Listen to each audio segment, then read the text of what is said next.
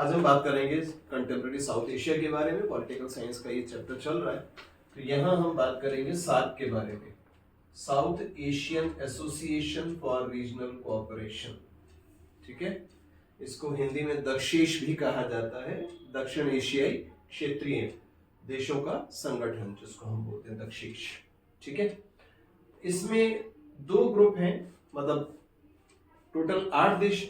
SAARC के जो member countries हैं वो हैं 8 देश यहाँ मेंबर कंट्रीज हैं। इनको याद करने की ट्रिक क्या है? If you have pen go to MBBS।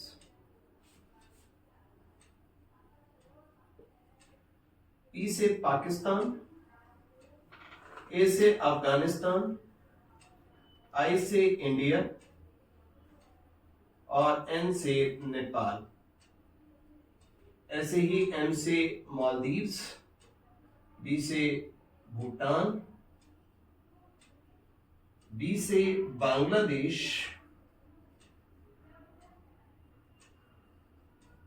और S से श्रीलंका।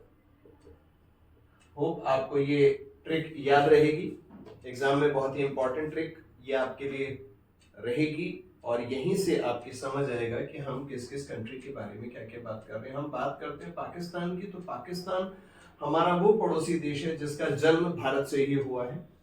1947 15 अगस्त की मिडनाइट को दोनों देश आजाद हुए थे और पाकिस्तान ने क्या किया, 1948 अगले ही साल कश्मीर पर हमला कर दिया और इसके काफी बड़े हिस्से को अपने कब्जे में ले लिया, जिसको POK कहा जाता है, पाक ऑक्यूपाइड कश्मीर।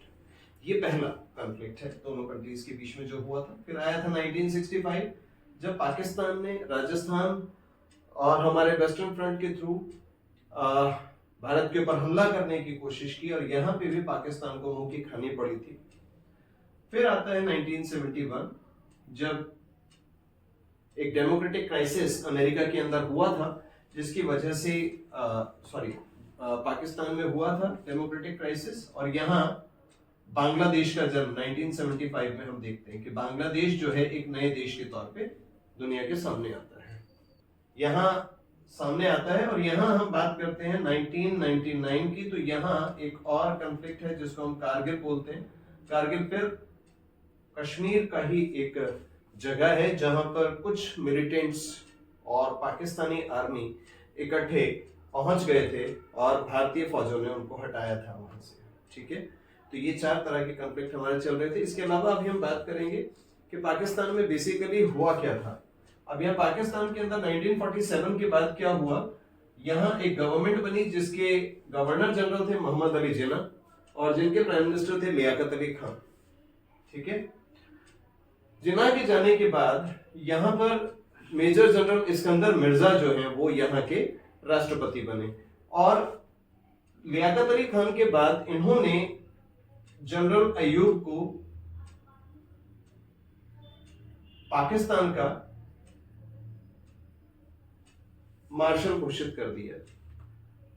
हालांकि जब इनको यहाँ का जो एडमिनिस्ट्रेटर था वो बनाया गया था, उसके 12 या 13 दिन के बाद इन्होंने खुद इस्कंदर मिर्जा को हटा दिया और खुद ऑटोक्रेट बन गए थे, यानी कि डिक्टेटर बन गए थे।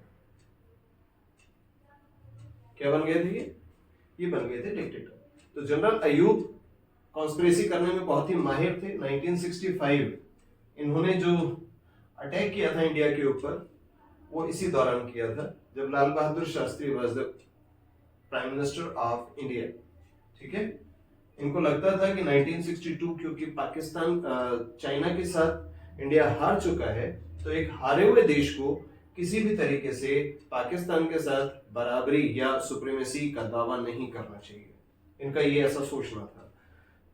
उसके बाद एक कॉन्फ्लिक्ट आता 1971 का। 1971 का कॉन्फ्लिक्ट यहाँ पे आप देखते हैं कि पाकिस्तान के अंदर जो वेस्टर्न फ्रंट पे है वहां जुल्फिकार अली भुट्टो इलेक्शन जीत जाते हैं और दूसरी तरफ जो बांग्लादेश वाली साइड है वहां शेख मुजीबुर रहमान इलेक्शन जीत जाते हैं और उनकी पार्टी जो है वहां मेजोरिटी में आ जाती है।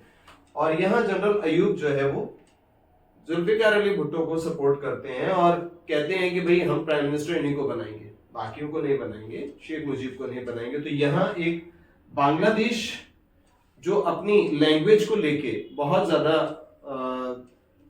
संघर्ष कर रहा था, यहाँ उनका संघर्ष सामने आता है और शेख साहब जो है वो एक तरीके से बांग्ला मुक्ति वाहिनी और बाकी सब चीजों के साथ एकदम से तैयार हो जाते हैं। और यहाँ पाकिस्तान अपनी आर्मी को डिप्लॉय कर देता है बांग्लादेश के अंदर, और यहाँ बेसिकली शेख मुजीबुर रहमान मदद मांगते हैं भारतीय प्रधानमंत्री इंदिरा गांधी से। प्रधानमंत्री इंदिरा गांधी शेख साहब को बोलती हैं कि ठीक है, हम आपको सपोर्ट करेंगे, हम आपके लिए कोशिश भी करेंगे।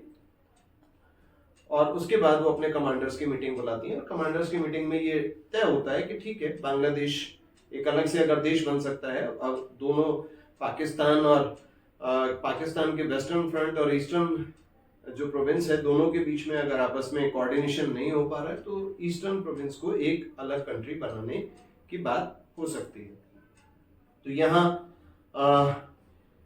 पाकिस्तान क्योंकि रिप्रेसिव मूवमेंट चला रहा था बांग्लादेश के अंदर, तो बांग्लादेश के उन गरीब मजलूम लोगों को बचाने के लिए भारतीय सेना जो है, पाकिस्तान की जो ईस्टर्न टेरिटरी है, अब उसको बांग्लादेश के नाम से जाना जाता है, पहले से ईस्ट पाकिस्तान के नाम से जाना जाता था, तो यहाँ वो इंक्लूड करती है। और यहाँ 1971 के दिसंबर में, याद रखिएगा 16 दिसंबर 1971 में दुनिया का अपने टाइम का सबसे बड़ा सरेंडर होता है, जिसमें लगभग 90,000 soldiers, Pakistani soldiers Indian army के सामने सरेंडर कर देते हैं।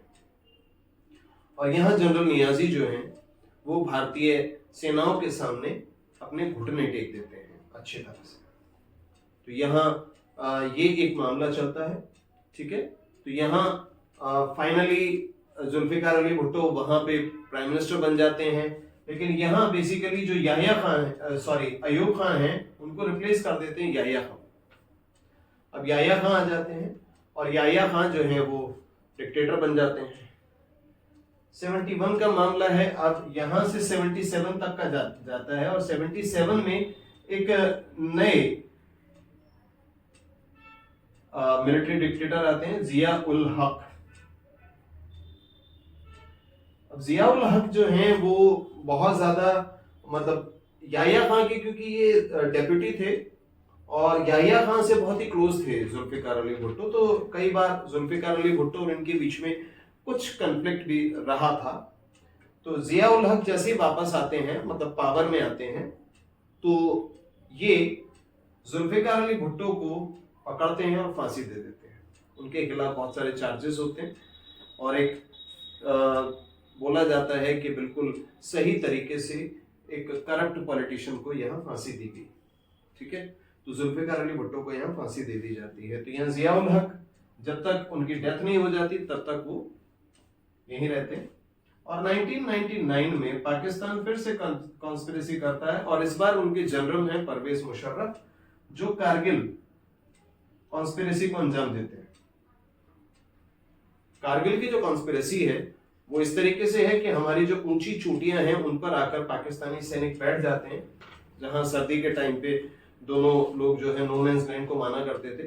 तो वहां उस चीज को देखने के बाद जो कारगिल है वहां से बेसिकली भारतीय सेनाएं जो हैं इन सारे के सारे पाकिस्तानी ट्रुप्स को वहां से निकालती हैं और 1999 का जो हमारा युद्ध है उसको जीत लिया जाता है। इसके बाद 2014 में सरकार आती है और फिर दोबारा 2014 में एक पूर्ण बहुमत सरकार भारत में आती है और यहाँ मिलिट्री अटैक, मिलिटेंट अटैक जिसको हम बोलते हैं, हमारे मिलिट्री के ऊपर किए जाते हैं। पहले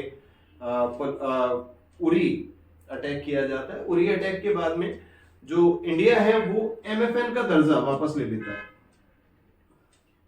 MFN होता है मोस्ट फेवर्ड नेशन, यानी भारत जो है इसको सबसे ज्यादा फेवर करता था, तो इस MFN का दर्जा वापस ले लिया जाता है। इसके अलावा बोला जाता है कि सिंधु या इंडस वाटर ट्रीटी, सिंधु जल समझौता जो है उसको भी रिव्यू किया जाएगा और हम देखेंगे कि कितना ज्यादा पानी हम पाकिस्तान को दे रहे हैं, ठीक है।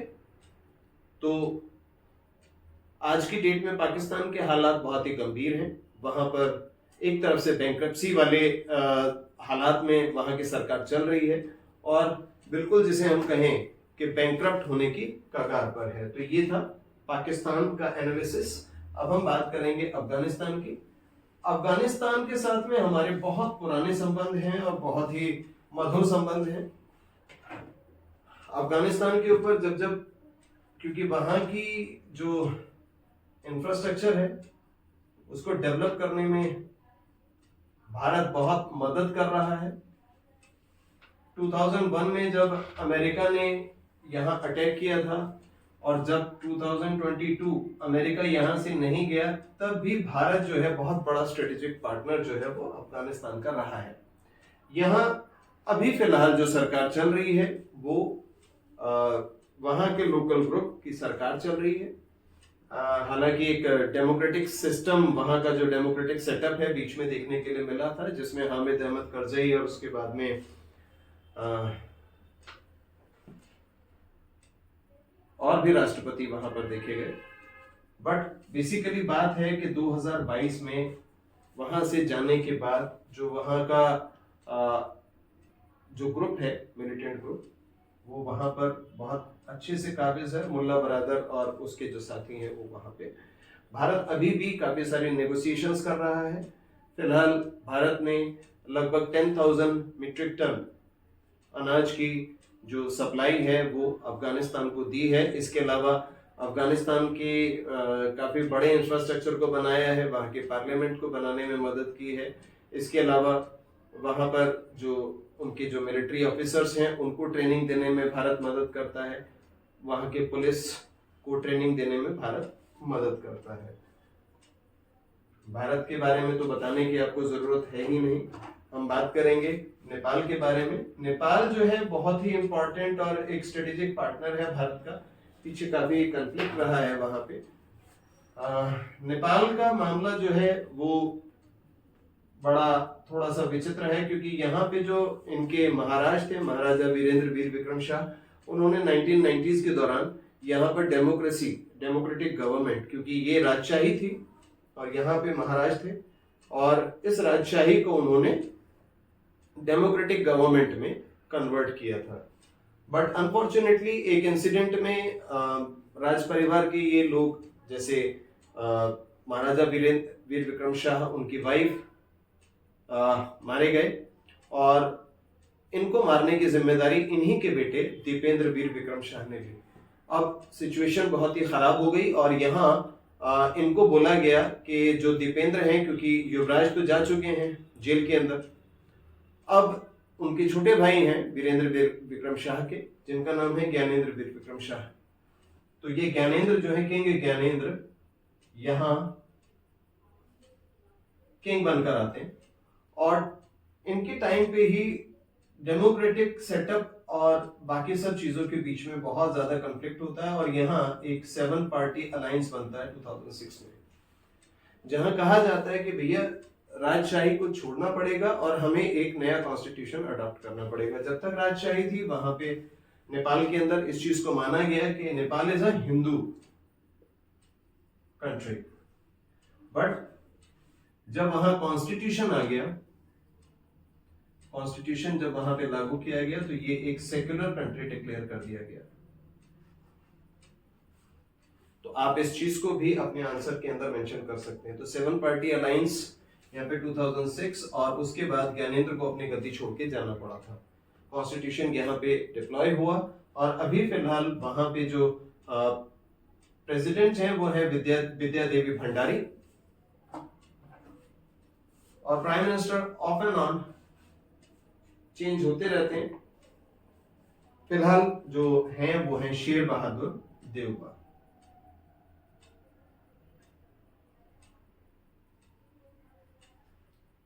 ठीक है, और प्रेसिडेंट हैं विद्या देवी भंडारी।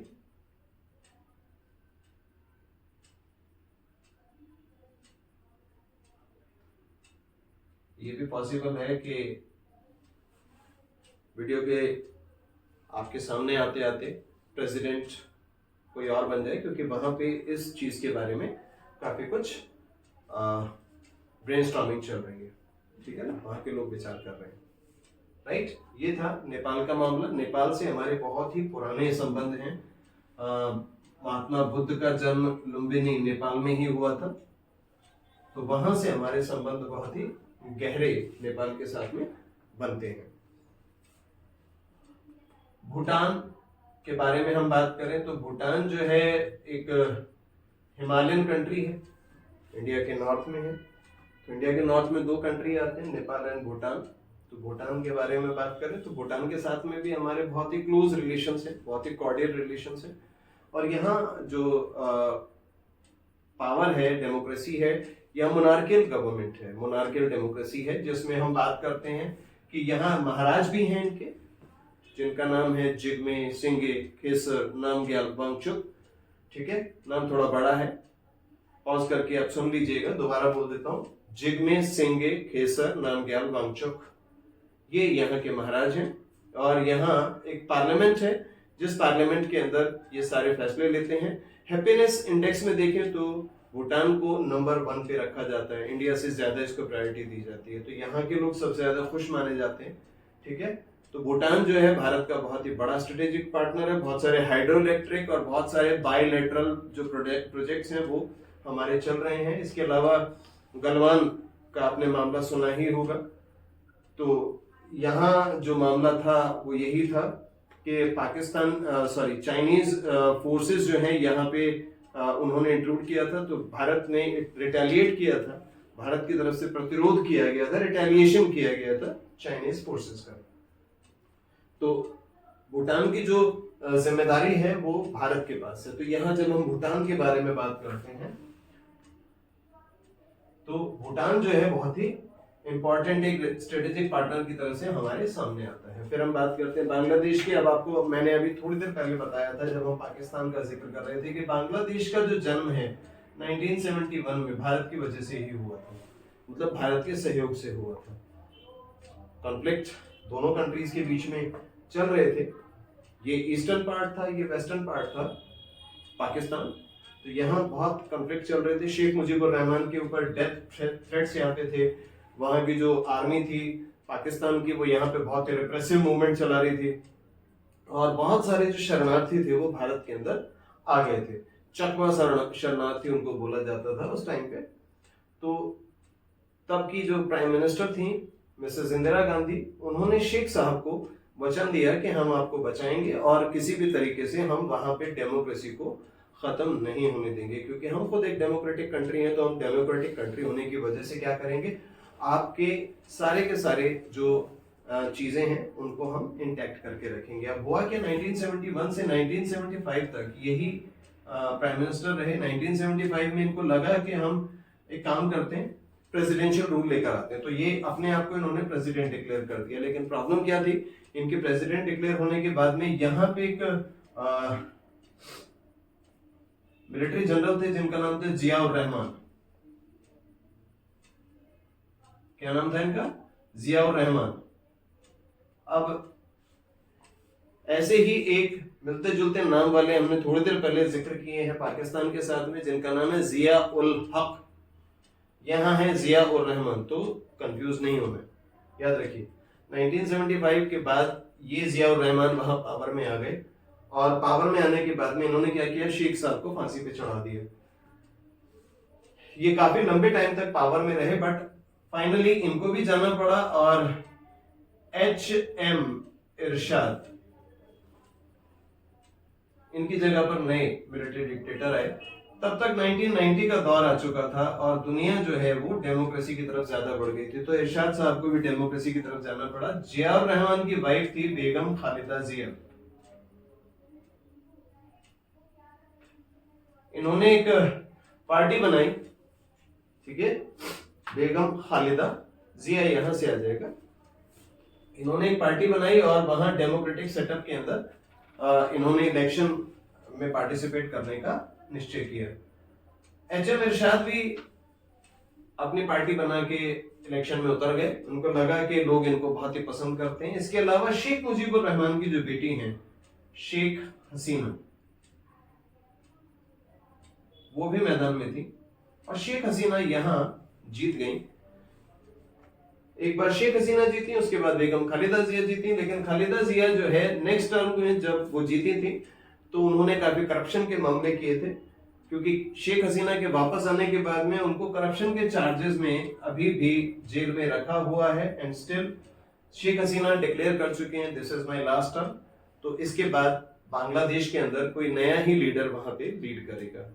तो शेख हसीना के जो यहाँ पे अचीवमेंट है, टेक्सटाइल जो एक बहुत ही इंपॉर्टेंट कमोडिटी है, टेक्सटाइल में Bangladesh is number 1 in south Asia, ठीक है ना। साउथ एशिया के अंदर ये सबसे बड़ा प्लेयर है जो कि टेक्सटाइल, और यहाँ के लोगों की जो पर कैपिटा इनकम है वो इंडिया के लोगों से भी ज्यादा है। बांग्लादेश की जो पॉजिटिव चीजें हैं वो हमने यहाँ पे डिस्कस की हैं। अब हम बात करेंगे श्रीलंका की। श्रीलंका एक आइलैंड कंट्री है, इंडिया के साउथ में है, और जिसको हम कहते हैं इंडियन ओशन। इंडियन ओशन यहीं से फैलता है।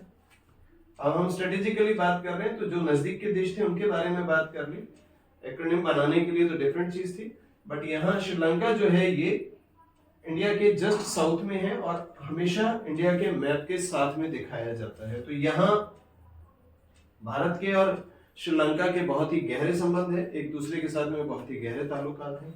यहाँ पे भी एक प्रॉब्लम थी जिसको बोला जाता है LTTE, liberation tiger of Tamil Eelam, जिसको बाद में वहां की गवर्नमेंट ने इरेडिकेट कर दिया और इस मिलिट्री संगठन का सफाया कर दिया, ठीक है।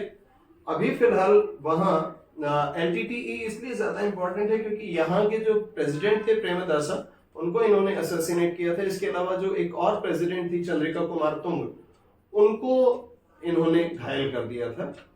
और बहुत ही ज्यादा खतरनाक, भारत के पूर्व प्रधानमंत्री श्री राजीव गांधी को भी इन्हीं के सुसाइड बॉम्बर्स ने मौत के घाट उतार दिया था।